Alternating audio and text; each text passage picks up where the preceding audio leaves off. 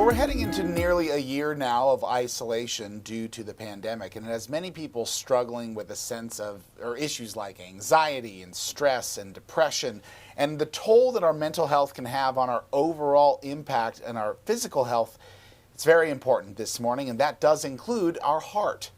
As we continue our coverage this month about heart health, we are talking about the importance of keeping mentally fit to keep our hearts strong. And joining us this morning is Dr. Doug Holl with Inland Northwest Behavioral Health. Hi, Dr. Holl. Thanks so much for being with us. Thank you for giving us the opportunity to talk with you and the public.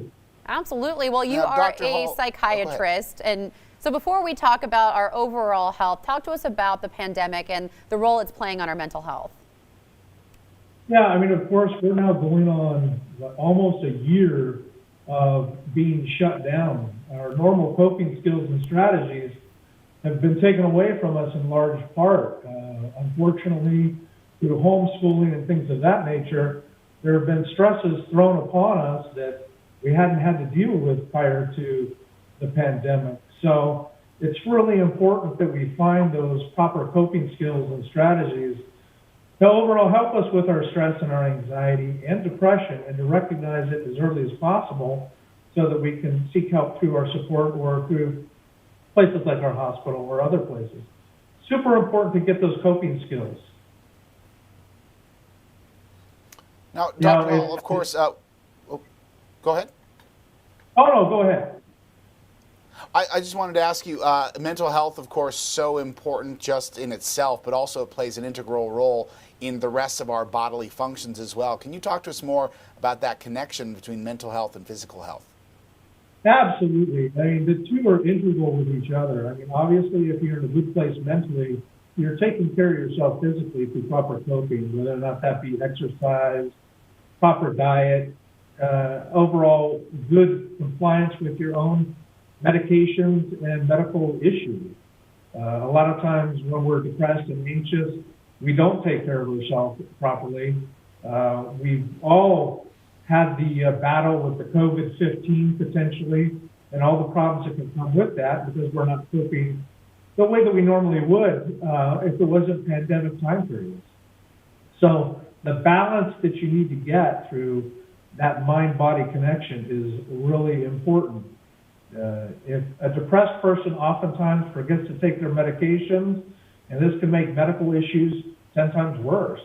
So it's really important to take care of yourself and your physical well-being as well. Because obviously, if you're in charge of your life physically, mentally you'll be a heck of a lot happier too. Of course, Dr. Holl, it's not uncommon right now to have extra anxiety or feel the stress. There's so much going on. But what are the signs that we should be concerned with and realize it's more than just a bad day?